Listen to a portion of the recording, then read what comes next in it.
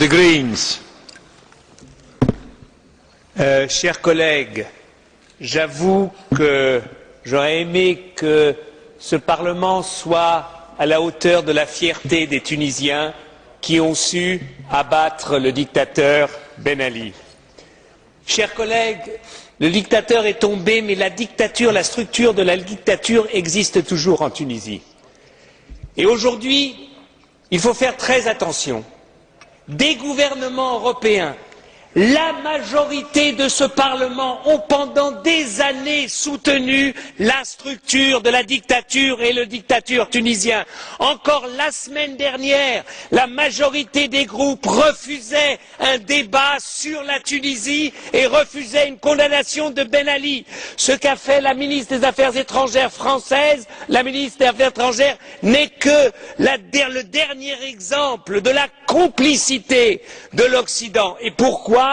Pour la peur, parce qu'on avait peur de l'islamisme. On a raison d'avoir peur de la dictature, de l'islamisme. Mais quand on a vu ces jeunes, quand on a vu ces Tunisiens qui n'avaient rien d'islamiste, qui se battaient pour la liberté, et M.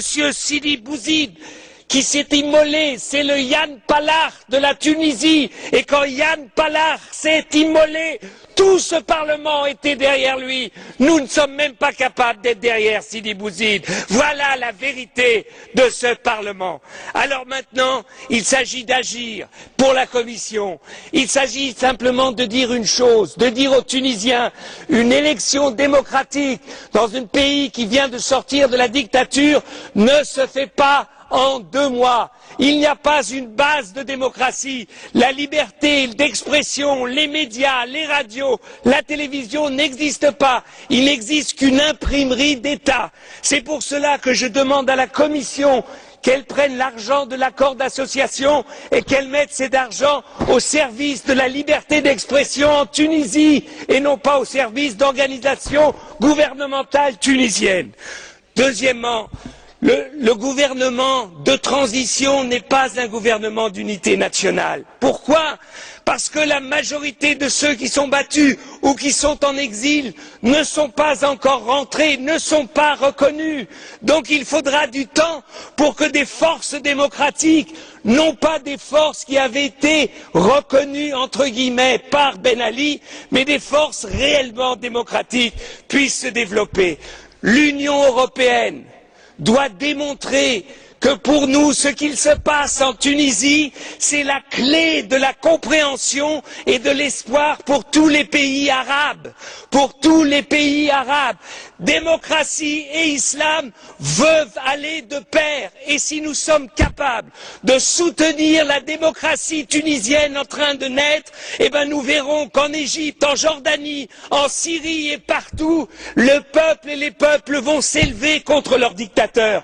Nous avons une responsabilité, nous tous ici, parce qu'enfin, des Tunisiens, donc une partie du monde arabe, nous montre que l'espoir de liberté qu'on a vu en 89 dans les pays de l'Est, ce même espoir est aujourd'hui en train de naître dans un pays comme la Tunisie, demain en Algérie, après-demain en Égypte ou en Jordanie.